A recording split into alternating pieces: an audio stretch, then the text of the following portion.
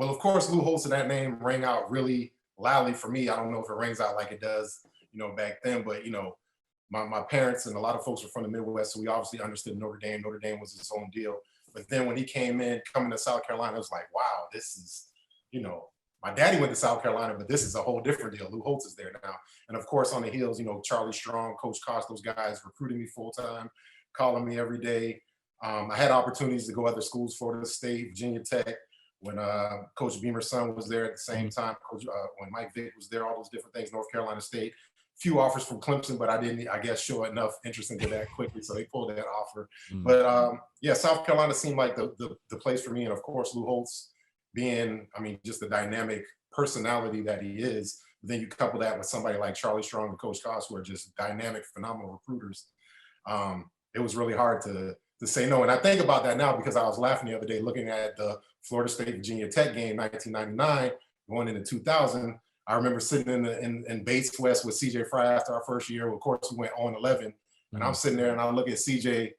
I'm like, damn, man, I could have been at either one of those schools, man. I could have either been at Florida State or Virginia Tech. I had Scott, it was right there. And I'm sitting here in December, January, eating Domino's pizza with CJ Fry and Nicole, getting ready for winter workouts when we could have been playing for a national championship, but we didn't win any games. But the point is, it all worked out well.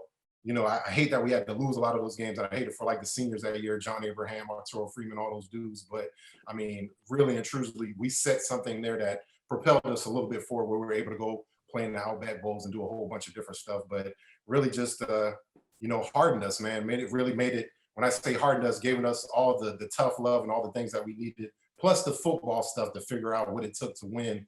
And that was the funny thing I always tell people, man. When I got to South Carolina, I didn't know how to win a football game. I knew how you win a football game, more points, duh, that's easy. But like, what are the nuances and little things? And that's what Coach Holtz preached every day. And that was really the kind of flimsy read we all kind of reached out for when we were, just so close, but we kept losing those games. And for whatever reason, he wouldn't let us make excuses. He wouldn't let us, of course, trash our teammates. Man, it's Eric Kimberly's fault. We can't score enough points in 1999. Well, Eric Kimberly wasn't playing, but the whole point was, it's losers blame.